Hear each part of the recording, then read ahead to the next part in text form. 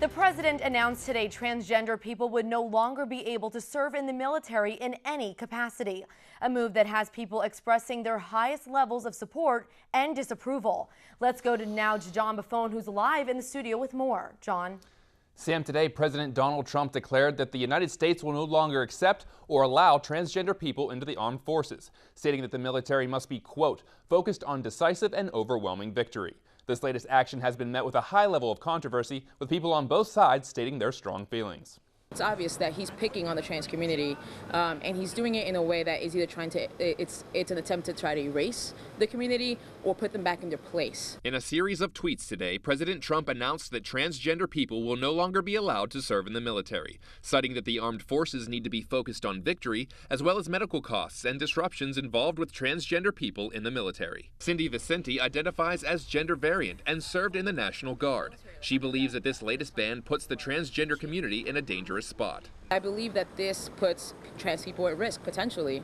They have this general consensus from the White House that it's okay, you're in some way lesser than, because you're a burden and we discuss you openly and publicly. However, there is a level of support for the president's latest action. The military does need to have one focus, and having all that extra baggage and medical stuff that he was talking about and everything, all those extra expenses, I agree that it would just be more of a burden than necessary. Still, there has been plenty of outspoken opposition to the transgender ban. I feel it's regressive and I disagree with it. I think transgendered individuals are just as American as the rest of us, and if they want to serve our country in the armed forces, I think they should have every right to do so, just like anyone else. Personally, think that that's dismantling a lot of people who want to serve for our country, and how could you say that someone is unfit to serve if that's their purpose? All the progress that the LGBTQ community has been making, like somebody like Trump just kind of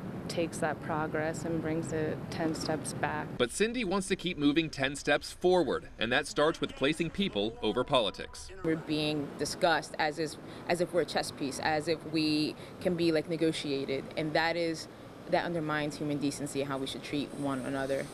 Now, it's estimated that there are thousands of transgender Americans currently serving in the military, and it's unclear how current enlisted transgender people will be handled. This fight may just be getting started, however, with numerous groups looking into possible lawsuits over this ban. Reporting live in studio, I'm John Buffone. Sam, back to you.